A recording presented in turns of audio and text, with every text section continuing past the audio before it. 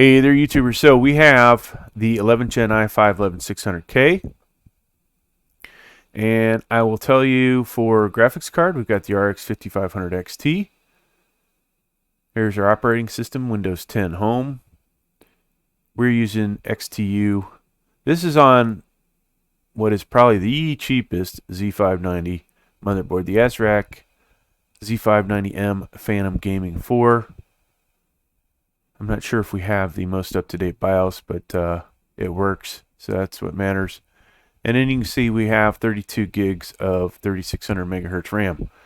Now, what you're going to get from this video is 3 benchmarks, and we are going to run them at default settings, and then we'll change the power limits to unlimited. I'm not planning on doing any overclocking this video. It's going to take a little time to tinker with this.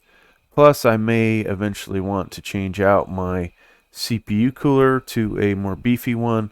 Right now, it's a 120 millimeter fan on a single stack.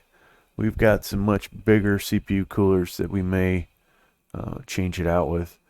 But all right, let's start with, the basics here. And hell, one other thing you might get out of this video, folks, what the defaults are for the CPU. So, and the multipliers, right? So here are your default settings for multipliers. You see the first 2 cores are 39X. The final 4 are 46. And of course, if you were expecting this max core to ever get to 4.9, it's not going to, because these guys are keeping it back, right? So this is kind of like the max core average frequency, but what you see there, 4.67.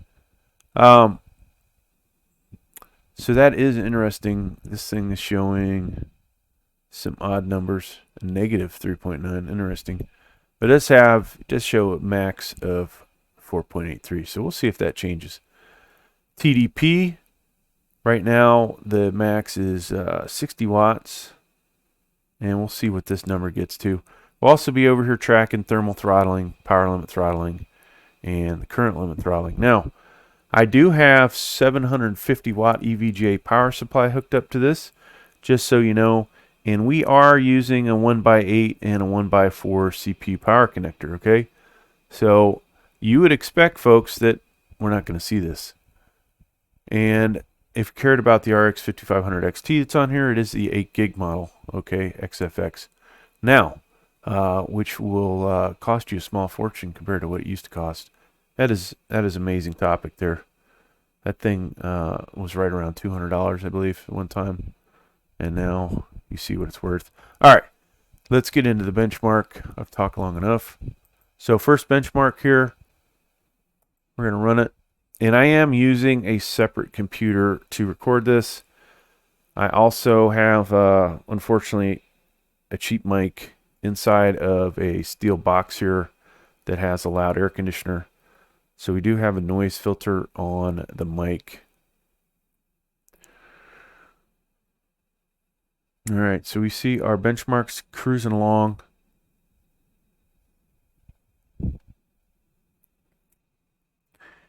And I tell you, I wish I could tell you what the numbers are. So, this is interesting, folks.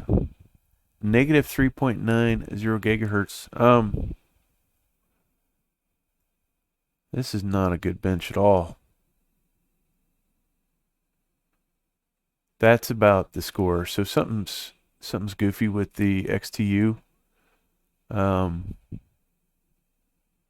We may have to run an update on this, but I don't know if I would, not sure what we got here. But there's your score. That's pretty consistent with what the i5 10600K would give you, maybe a little higher. We're going to go ahead and run Cinebench, and I'm going to actually turn off. Oh, we're going to run this twice, sorry. We're going to run it once with Cinebench, or with XTU on. The other time we're going to run it with it off, so you can see if it gets a higher score. But what I want you all to be able to do is see what's going on here in our little graph here, okay? So I'm going to reset this. And we're going to hit run. You can see a previous run that I did with this. That was without XTU on. So in actuality, folks, we're not going to run this again, but we'll just do Cinebench once with the current settings.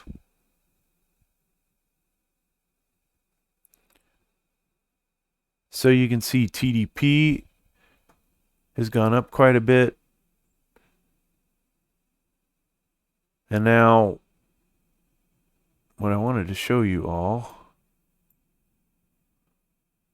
no thermal throttling. So I've got a decent CPU cooler on here. Not the best, but it is decent. It's able to keep the temps down.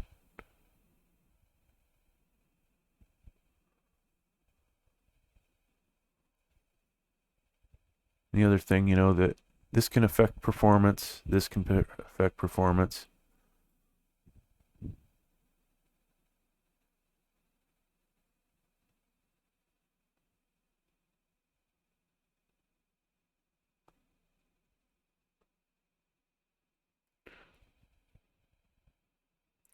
And voila, there's our new score. Slightly less. So you could attribute it to this being on, okay? And if I ran this again after it cooled off, I probably would get something similar to the first run. Now, we're going to do user benchmark next. And this program will affect it, so I'm gonna close it. And I'm gonna close this one. And luckily that number will stay in there, so next time we run it, we will know. All right. So I'll pull this up.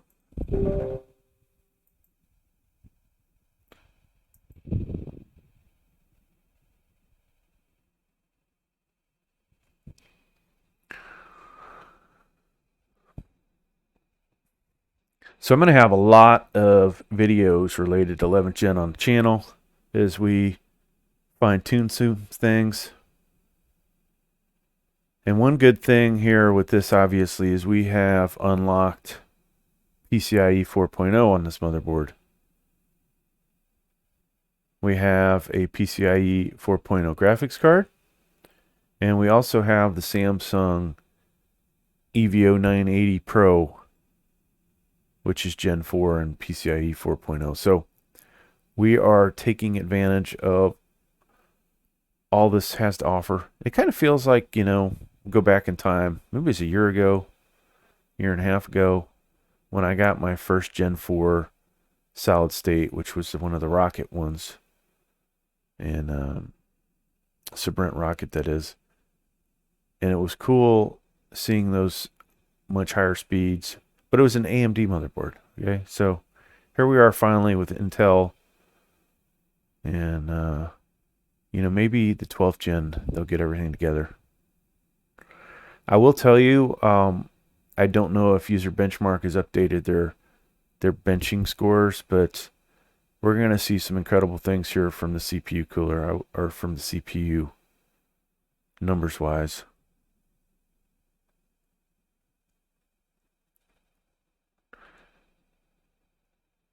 Which, as soon as I get Fortnite up and running, I will be glad to demonstrate, hopefully, the improvements. Now, I do have the i5 10600KF, which this thing, you know, should be a wee bit better than. We'll be getting some other 11th gen CPUs in. I didn't go, you know, jump into the deep end and get every one of the 11th gens this time, because it just, there's so much bad media on YouTube about them that we decided to hold off. Which might be good. You know, might be bad for business, might be good for business. When 12th gen comes out, we will be all over that, though. So this thing's going and doing its thing. This is probably a relatively long video, folks. Once it's done, I'm gonna start it all over again, and I'll upload this. I may go back and see if I can find a newer version of Intel XTU. If that happens, and we get some better info out of it, I'll redo this with a link down below. All right, so we are there. Yeah, not bad scores. Not bad scores. And gaming 70%, desktop 112, workstation 66. So this is hard to track because every so often they'll update this what the base graphics card is, but is what it is, right? So not everybody's a fan of these guys. I am slowly losing being a fan of these guys. Things to read about, and we'll see it in a second. With the outstanding single score, the CPU is the cat's whisker, so you're going to see that shortly. The graphics card we have here is just okay. And important thing, 2% background usage. And even though I'm American, you can kind of figure out where I'm at with that. We won't go into those details though. All right. Here is the i5 11600K. And we are performing way above expectations. So I've ran this thing a few times, folks, and I was bottom of the barrel. Now we're doing good. This is an outstanding score, as it says. Base clock speed, they say, was 3.9 gigahertz, 4.65 gigahertz average. Of course, this is a 6-core, 12-thread CPU. Now, this is what really impressed me. This is by far the biggest score I've ever seen. Greater than any CPU that I've overclocked. And this should make it a Fortnite destroyer, okay? But will it? I don't know, because I'm having the darnest time getting my Fortnite to update. We might have to uninstall it and start all over again. So the other scores here, in case you care, the only one that really jumps out is this. Okay, that is huge. Or if you want to compare this to past i7s, this is pretty impressive. Here is the 5500 XT, and you see 54 percentile, nothing spectacular out of it. Now our 980 Pro, this is what's odd, okay? You can see max PCIe. They report, 7,000 up to 7,000, and I'm seeing 5,000 here. You see what numbers we have here. This is one of the best scores, I've seen recently on here. Eventually we'll break out some other software, but yeah, this is just okay, right? My EVO 970 Pro, I have higher scores from it, so. But down here, I think these numbers are improved. So, and you can see for comparison, here's a $100 M.2 NVMe. According to them, this is obviously the superior NVMe. Now, would it be worth? This is 250 gigs, and they're almost the same price, right? But is it worth that? You can either have 4 times the amount of storage, or you can, have 50% more speed or whatever it comes out to. So here you go with the RAM. It's performing outstanding, except this number is not so hot. All right. Let's go ahead and go back to XTU. There's a lot of static there when I open it up. So who knows if we got all the drivers going. All right, so what's what we're going to do here. Turbo Boost Power Max. Power Limit 1. And that means that this guy automatically boosted up from 251 to unlimited. So you may have to go back in the video and see what kind of improvements we had. Hopefully I'll note it down below. All right, so we're going to run the benchmark. Now, what happens when you increase the power limits? Well, obviously, this number is greater down here, okay? We're already at 168. What does that tell you? You need a better CPU cooler, folks.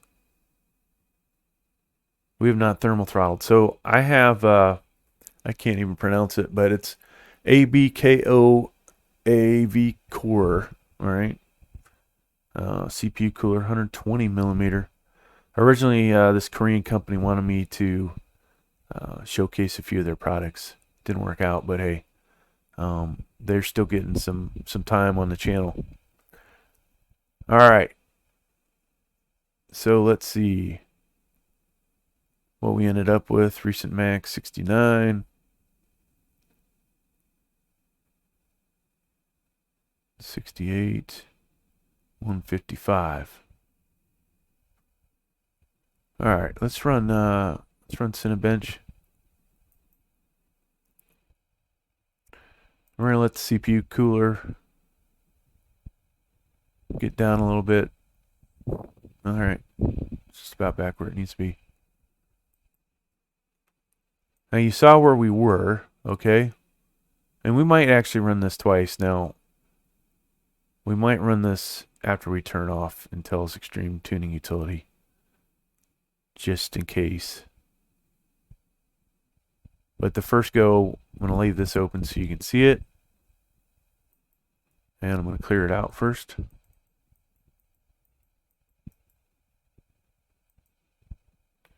Here we go.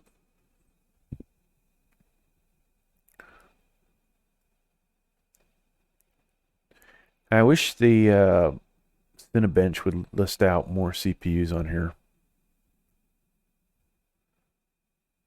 And what I'm talking about is more of the past generations. I don't think I see an i7 9700 on here, an i9 9900.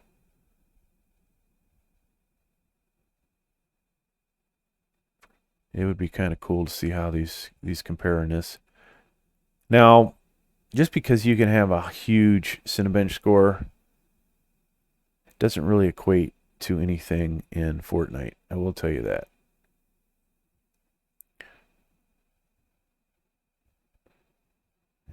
And I'm going to try and spend all day today downloading Fortnite so that I can get this thing going, get some gaming going, and we can cycle through our graphics cards, and then hopefully compare this. All right, so bigger number there, 4265 as you expect. Not huge though. Power limits really is more impressive for the i7 and the i9. At least past generations. Now I can't tell you for 11th gen, but you would expect it would be higher. So there's what that gave you. All right. Let's go back here and see what we got for temps. 68. And then this guy only got 149. That's interesting. So we'll shut this off. We are back to temps that we want.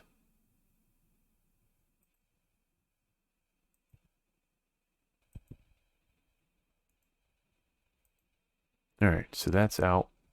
We'll run this one more time. We might get a slightly bigger score. Actually, and we'll leave that one open. You know, one thing they tell you is to kind of disconnect yourself from the internet. You don't want any background processes going, anything downloading. That way you get consistent results, but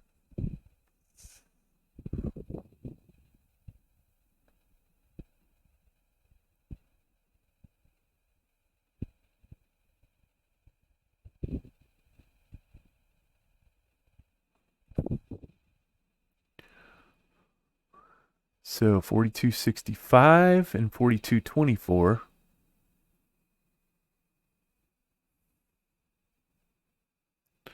And of course, we could overclock this, right? And we will get a higher Cinebench score.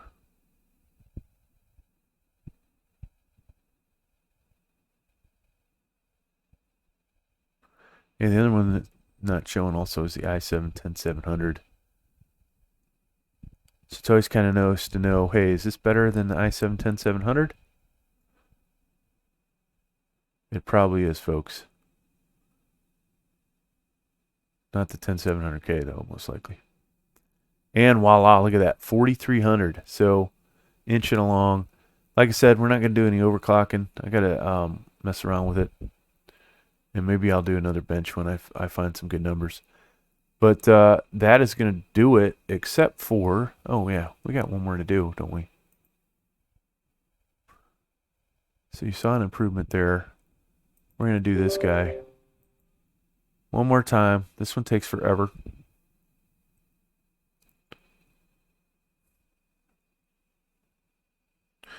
And if we're lucky,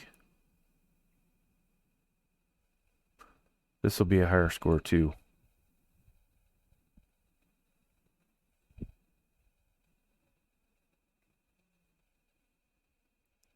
So yeah, I just got the CPU yesterday, okay? Got to mess around with it for about an hour at nighttime. Here it is, an hour before I go off and do what I'm going to do today. And just trying to get this video out for y'all.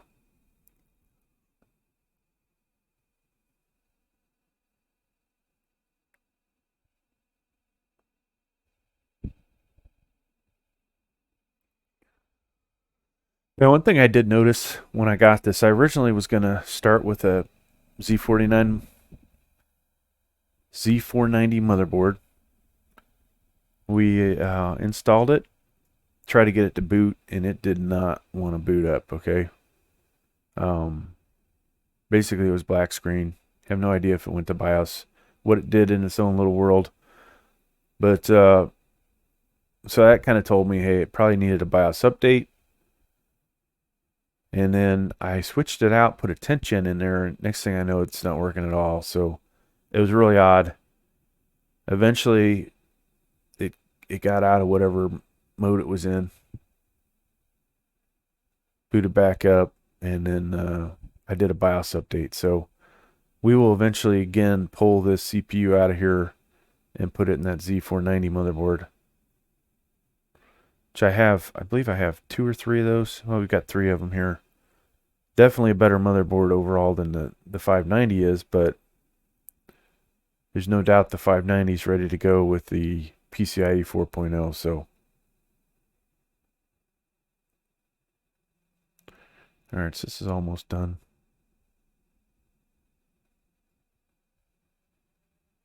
Now, you know, it's kind of funny, all the bashing of the 11th gen, and here I'm looking at these numbers on this i5 10600K, and I'm like, wow, for an i5, this is by far the best i5 I've ever seen.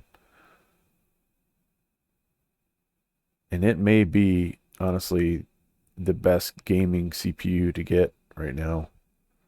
Of course, I won't know that until I actually get it going with some stuff.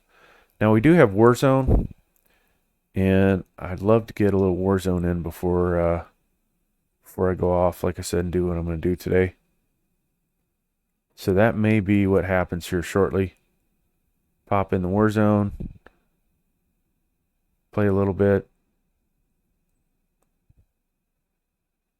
We are using the Lenovo video capture card here, which is going to limit us to 1080p, but